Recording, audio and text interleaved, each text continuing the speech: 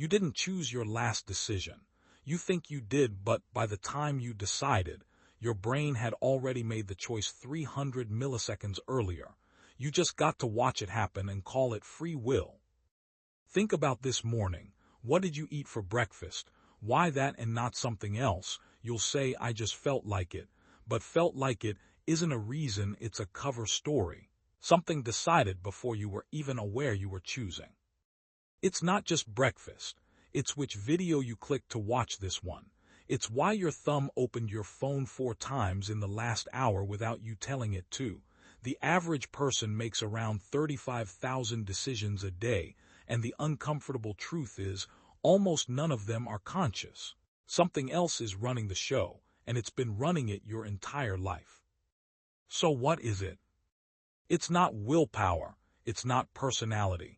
It's a single chemical signal, and it's been completely misunderstood for decades. You've heard dopamine called the pleasure chemical. That's wrong. Dopamine doesn't fire when you get the thing you want, it fires before, in the anticipation. Researchers call this wanting versus liking, and they're controlled by almost entirely different systems in your brain. Dopamine is the wanting system. It's not a reward signal. It's a prediction signal, and predictions are exactly what steer decisions. Here's what that means in practice. Your brain is constantly running a background model. If I do this, what will happen next and how good will it feel? Every decision you make, every single one, is your brain consulting that model and following the spike. Not the outcome, the prediction of the outcome. Which means the people and choices that control you aren't the ones that make you feel good.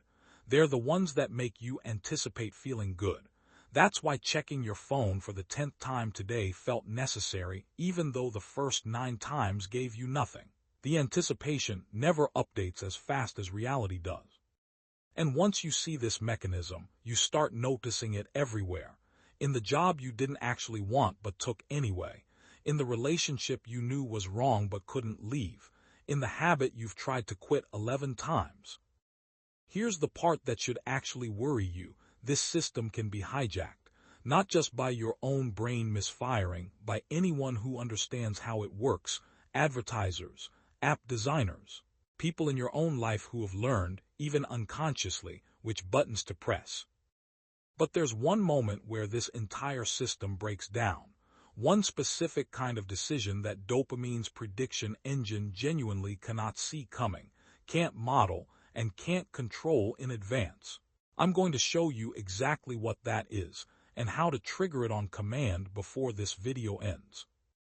First, you need to see how far this goes, because it's bigger than your personal habits. Slot machines are engineered down to the timing of the lights and sound, to maximize anticipation, not payout. Social media feeds use variable rewards on purpose. You never know if the next scroll has something good, and that uncertainty is what keeps your thumb moving, not the content itself. Fast food companies spend millions finding the exact combination of salt, fat, and sugar that spikes anticipation before you've taken a single bite. None of this is accidental. It's an entire industry built on one discovery. Control the anticipation, and you control the behavior. You don't need to force someone to choose something. You just need to make their brain predict it'll feel good. And once that prediction is installed, the decision that follows isn't really a decision. It's a foregone conclusion wearing the costume of free will. Zoom out further and you'll find this mechanism isn't just shaping your Tuesday afternoon, it's shaped history. Speculative bubbles, financial crashes, gold rushes, these aren't stories about greed in the simple sense. They're stories about anticipation spreading faster than reality can confirm it. Crowds don't move because of what's true. They move because of what everyone expects to be true next. Mass movements, financial manias, even propaganda campaigns all exploit the same single lever. Don't show people a reward. Show them the promise of one, and let their own brains do the rest of the work. This force has talked people into wars. It's talked people out of leaving abusive situations. It's driven addiction epidemics that no amount of willpower alone has been able to stop, because willpower was never the right tool for fighting a prediction error. And it's running in your head right now while you watch this. So here's the exception, the one decision dopamine's prediction engine can't get ahead of.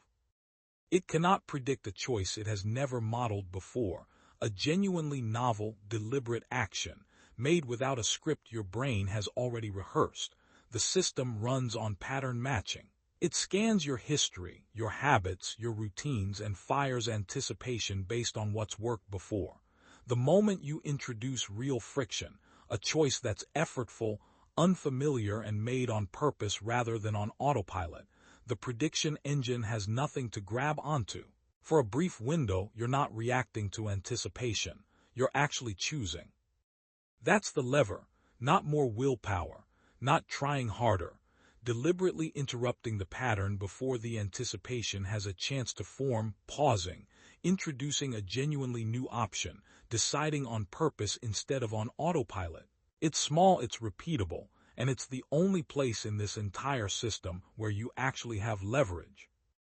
So no, you don't choose your decisions, not in the way you've always believed, but you can choose the conditions your brain decides under. That's the only lever you actually have, and most people never learn it exists. Which raises the next question. If this force can be engineered by people who understand it, what happens when it's deliberately turned against you, on purpose, by someone who knows exactly what they're doing? That's exactly what we're getting into next.